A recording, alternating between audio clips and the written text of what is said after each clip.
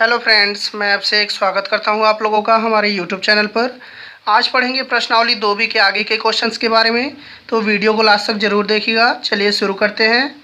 देखिए क्वेश्चन दिया हुआ है, यदि बहुपद x square plus x plus के का एक शून्यक एक है तो के का मान ज्ञात कीजिए।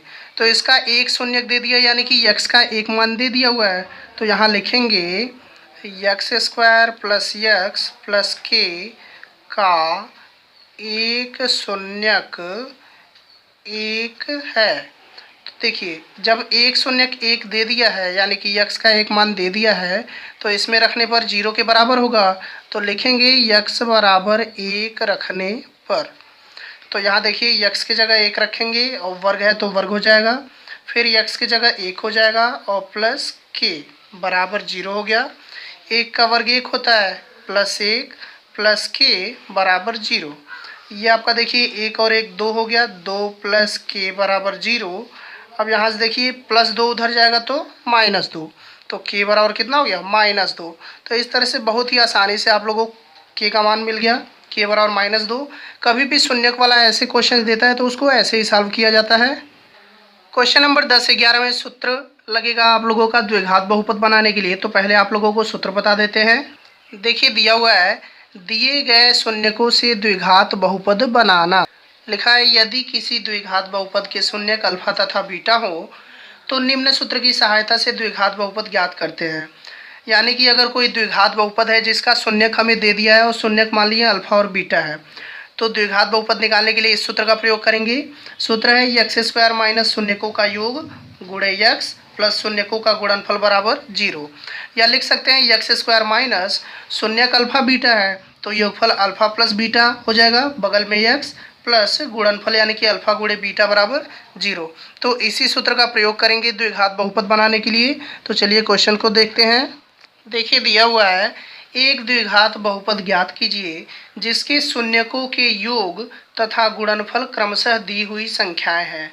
अब देखिए यहाँ दिया है योग तथा गुणनफल क्रमशः, यानी कि पहला वाला जो है वो योगफल है और दूसरा वाला जो दिया है वो गुणनफल है।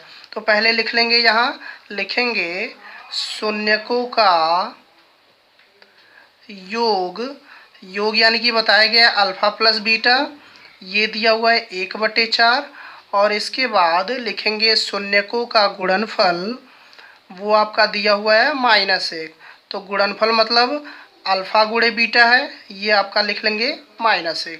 अब सूत्र लिखेंगे, तो सूत्र है x square minus alpha plus beta x plus alpha beta बराबर जीरो। तो एक्स स्क्वायर लिख लिया माइनस अल्फा प्लस बीटा का मान 1/4 है तो 1/4, बगल में एक्स है एक्स हो गया, प्लस अल्फा बीटा का मान -1 है तो -1 लिख लेंगे बराबर जीरो।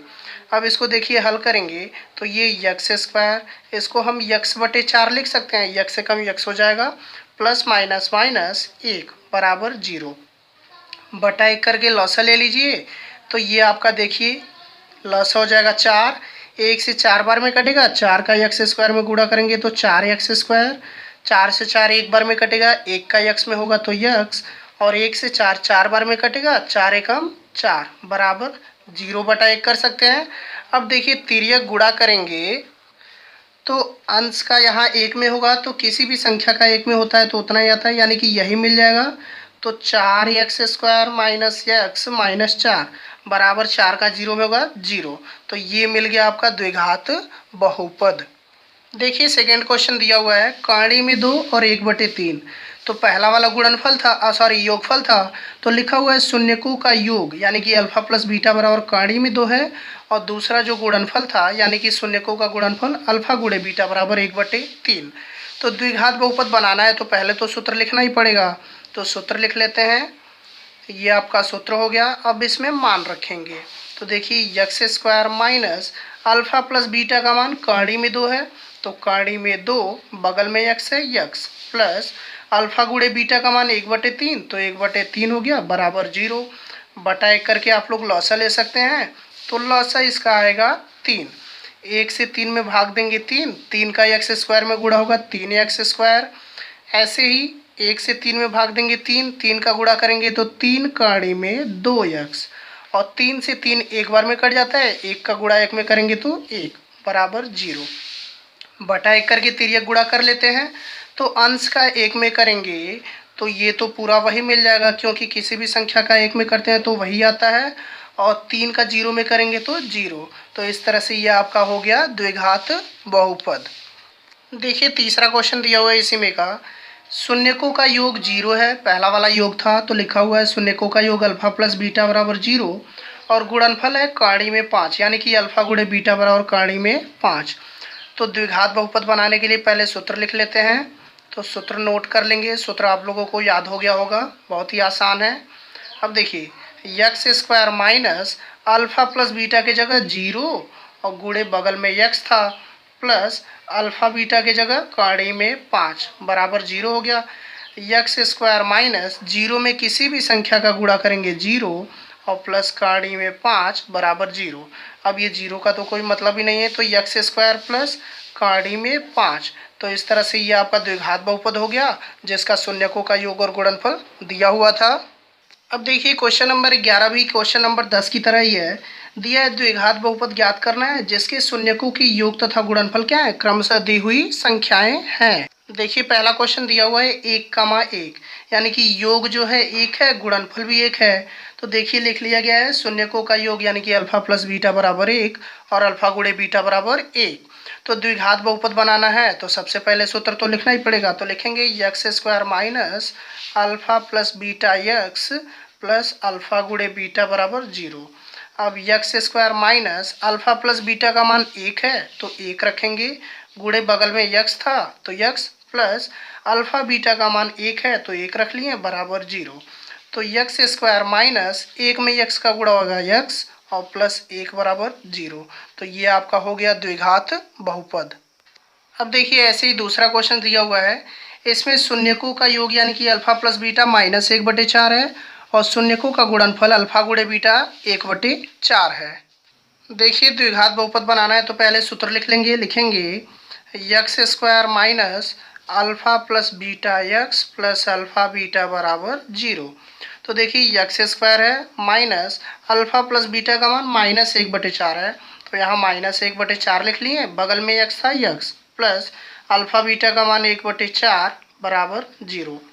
अब x square minus minus plus x में 1 का गुणा होगा तो यक्स/4 लिखा जा सकता है, प्लस 1/4 बराबर 0। यहाँ भी बटा 1 कर लेते हैं और लॉसा ले लेते हैं, तो लॉसा 4 आएगा। 1 से 4 में भाग देंगे तो 4, 4 का गुणा यक्स स्क्वायर में तो 4x स्क्वायर। 4 से 4 एक बार में कटेगा, 1 का गुणा यक्स में करेंगे यक्स, 4 से 4 एक बार में कटेगा, 1 का गुणा 1 में होगा तो 1 बराबर 0/1 करके तिर्यक गुणा कर लीजिए। तो 4x square plus x plus 1 का 1 में करेंगे तो वही आएगा 4x square plus x plus 1, और 4 का 0 में करेंगे तो 0। तो ये आपका हो गया द्विघात बहुपद। देखिए अगला क्वेश्चन भी ऐसे ही दिया हुआ है, बहुत ही आसान है। लिखा हुआ है 4,1 है, यानी कि योग जो है शून्यकों का अल्फा प्लस बीटा बराबर 4 हो जाएगा, और जो 1 है वो शून्यकों का गुणनफल है यानी कि अल्फा गुणा बीटा बराबर 1। तो सूत्र लिख लेते हैं, तो लिखेंगे x square minus alpha plus beta x plus alpha beta बराबर 0। अब इसको हल करेंगे तो मान रखते हैं। अब तो देखिए x square minus alpha plus beta की जगह 4, बगल में यक्स था तो यक्स प्लस अल्फा बीटा की जगह 1 बराबर 0। अब यक्स स्क्वायर माइनस 4 में यक्स का गुणा हो गया 4x प्लस 1 बराबर 0। तो देखिए बहुत ही आसानी से ये आपका मिल गया बहुपद। अब देखिए अगला क्वेश्चन दिया हुआ है 12 नंबर का। लिखा है यदि बहुपद ax square minus 5x plus c के शून्यकों का योगफल और गुणनफल प्रत्येक 10 के बराबर है तो a और c का मान ज्ञात कीजिए। इसमें देखिए a दिख रहा है, c दिख रहा है, और कह रहा है इसका जो योगफल है, शून्यकों का योगफल और गुणनफल दोनों 10 के बराबर है। तो देखिए लिख लेंगे शून्यकों का योगफल अल्फा प्लस बीटा बराबर 10 ये भी होगा, और गुणनफल अल्फा गुणे बीटा बराबर 10 ये भी होगा, क्योंकि कहा है दोनों बराबर है। अब लिखेंगे जो बहुपद दिया हुआ है ax square minus 5x plus c, इसमें a और c का मान निकालना है। तो पहले इसका तुलना कर लेते हैं ax square plus bx plus c बराबर 0 से। तो देखिए तुलना करेंगे तो a का मान आपको a ही मिलेगा क्योंकि a की जगह a है, b का मान -5 मिलेगा और सी का मान सी मिलेगा। अब देखिए योगफल दिया था तो सूत्र लगाते हैं, लिखेंगे अल्फ़ा प्लस बीटा बराबर माइनस बी बटे ए। तो ध्यान दीजिए अल्फ़ा प्लस बीटा का मान यहाँ दिया हुआ है 10, तो यहाँ 10 रख लेते हैं, माइनस बी का मान -5 है तो -5 और बटे ए का मान कितना है ए। अब इसको आगे हल करेंगे तो देखिए ये हो जाएगा 10 बराबर माइनस माइनस प्लस 5 बटे ए, बटा 1 करके तिर्यक गुणा कर लेते हैं। 10 में ए का होगा 10 ए, 5 में 1 का होगा 5। अब यहाँ देखिए इसको हल करेंगे और आगे तो ये हो जाएगा a बराबर 5 बटे 10, क्योंकि गुणे में था उधर गया बटे में, 5 एकम 5, 5 दूनी 10, तो a बराबर मिल गया आपको कितना 1 बटे 2। a का मान पूछा था, a का मान मिल गया। अब c का, तो देखिए c का मान निकालने के लिए सूत्र है दूसरा वाला अल्फा गुणे बीटा बराबर c बटे ए।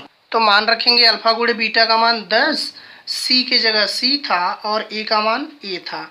अब यहाँ थोड़ा ध्यान दीजिए, गुणा कर लीजिए तिर्यक गुणा, तो 10 में a का गुणा करेंगे 10a और बराबर c में 1 का होगा तो c।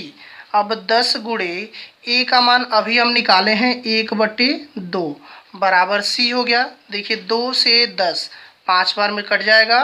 अब इसको और आगे हल करेंगे तो यहाँ क्या बचेगा 5 बराबर c, या सीधा लिख लें तो c बराबर कितना हो जाएगा 5। तो इस तरह से आपका a का मान हो गया 1 बटे 2 और c का मान हो गया 5। तो वीडियो पसंद आया तो लाइक शेयर और चैनल को सब्सक्राइब जरूर करिएगा। फिर मिलते हैं आगे के क्वेश्चंस के साथ नेक्स्ट वीडियो में। Thank you, thanks for watching.